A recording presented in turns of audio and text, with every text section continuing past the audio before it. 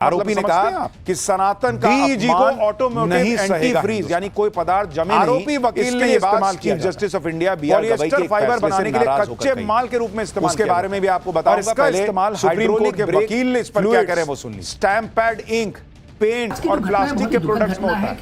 2007 में अमेरिकी food drug administration ने डीईजी को जहर बताया।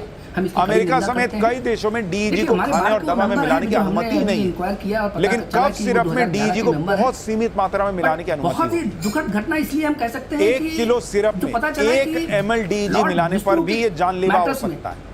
इससे मरीजों में उल्टी, बेहोशी, दिल संबंधी समस्याएं और किडनी फेल होने का खतरा होता है। ये सीधे नसों पर असर डाल सकता है और खासकर छोटे बच्चों के लिए तो बहुत घातक है। आप सोचिए, जो इतनी चीज घातक चीफ जस्टिस पर हमले का आरोपी वकील से भगवान विष्णु पर के करीब ज्यादा टिप्पणी से नाराज बताया जा रहा है। और उसके बाद दरअसल मध्य प्रदेश के खजुराहो के जावरी मंदिर में और एक्शन हो रहा है कि पहले डॉक्टर अरेस्ट कर लिए। भगवान विष्णु की प्रतिमा क्या खंडित है, सिस्टम बना है मध्य प्रदेश नहीं। इसी प्रतिमा की पुनर्स्थापना के लिए डीजी सुप्रीम को कोर्ट में याचिका ऑटोमोटिव दाखिल एंटी फ्रीज यानी चीफ जस्टिस बीआर गवई ने इस याचिका पर सुनवाई करते समय कह दिया था पॉलिएस्टर फाइबर बनाने के लिए प्रचार के लिए माल के रूप में इस्तेमाल किया। यह मुद्दा पूरी तरह से भारतीय हाइड्रोलिक पुरातत्व सर्वेक्षण यानी एएसआई के अधिकार क्षेत्र में आता है। पेंट और प्लास्टिक के कुछ नहीं कर सकते।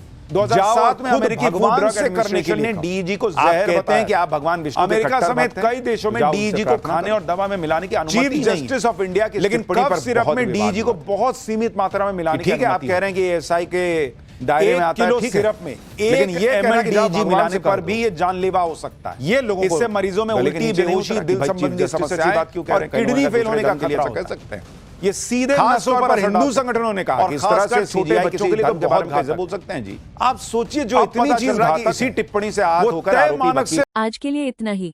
महत्वपूर्ण खबरों विश्लेषण के लिए एटलस अनपैक्ड सब्सक्राइब करें।